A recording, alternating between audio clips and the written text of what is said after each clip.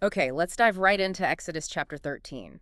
This chapter picks up, well, immediately after the Israelites leave Egypt. Huge moment. It really is. And straight away, it's laying down some foundational commands. It's not just about being free, but how they're meant to live free. Yeah, establishing that new reality. And the first big one is about consecrating the firstborn.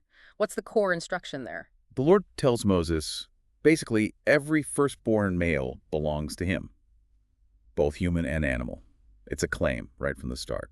Belongs to him. Okay. And are there specifics? Like, how does that work practically? Oh, yeah, it gets detailed. Firstborn male livestock, straight to the Lord. But donkeys, interestingly, are different, not typical for sacrifice. Right. So what happens with them? You have to redeem a firstborn donkey with a lamb, or if not, you have to break its neck. And crucially, every firstborn son must be redeemed too, set apart. Redeemed. Okay.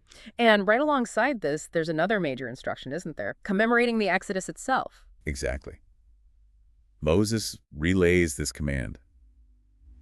Remember this day, the day you came out of slavery, brought out by God's power. Remember it in this month, Abib. And that's the Feast of Unleavened Bread. That's the one. 7 days eating bread made without yeast. Matzah. It's a direct link back to the escape, no time for the dough to rise. Right. The haste. Total haste. And the seventh day is a special festival. The rule is strict. No yeast seen anywhere among you, not even in your territory, for that whole week. And it's meant to be more than just like looking back. The text says it's like a sign. Yeah, sign on your hand, a reminder on your forehead. The purpose, so the law of the Lord is always on your lips. It's about embedding it. Making it part of daily life, part of identity. Absolutely. And making sure it gets passed on. Yeah. The text even anticipates the question from a child, what does this mean? And the answer is prescribed. Yep. You tell them, I do this because of what the Lord did for me when I came out of Egypt. It makes the history personal, generation after generation, an annual thing. Which loops back perfectly to the firstborn rule. Why? Why the firstborn specifically? What's the reason given? The text gives the answer for that future kid's question. It points directly back to the 10th plague. The killing of Egypt's firstborn. Exactly. It says, look, Pharaoh was stubborn, wouldn't let us go, so the Lord killed every firstborn in Egypt, human and animal. That's the why. Wow. So their act of sacrificing or redeeming their firstborn is a direct, constant echo of that event, the event that finally broke Pharaoh's resistance. Precisely. It memorializes the cost of freedom and who paid it and who was spared. The text says, this is why I sacrifice and redeem. It connects the dots explicitly. It's powerful. Like the unleavened bread, it's another sign, right? Hand and forehead again. Same language, same purpose. Remember that God brought them out with his mighty hand. It grounds everything in that foundational act of deliverance. Okay, so with these rules set, they actually start moving.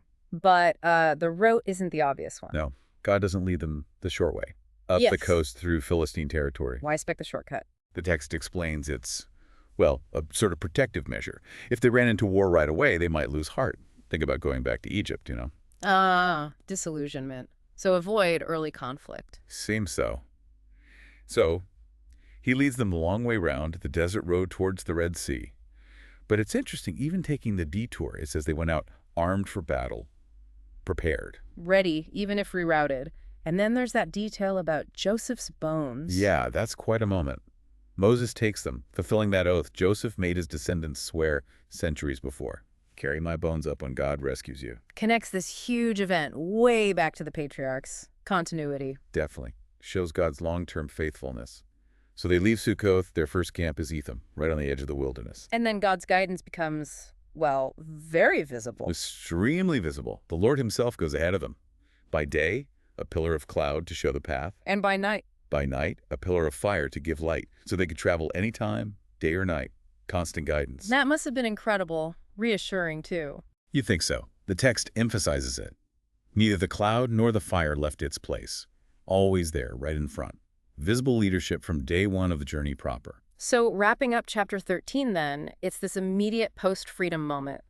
Setting apart the firstborn, setting up this annual memory feast, and then the first steps of the journey under very direct divine guidance. Yeah, and what really strikes me is how these commands about firstborn animals, about bread, they aren't just rules. They're woven directly into remembering who they are and how they got there.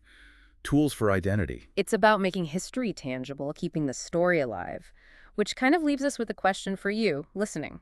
What things in your own life, maybe rituals or symbols or even just shared stories, serve that same kind of function? What connects you to your past and shapes who you are today, designed maybe to be passed on? Something to think about.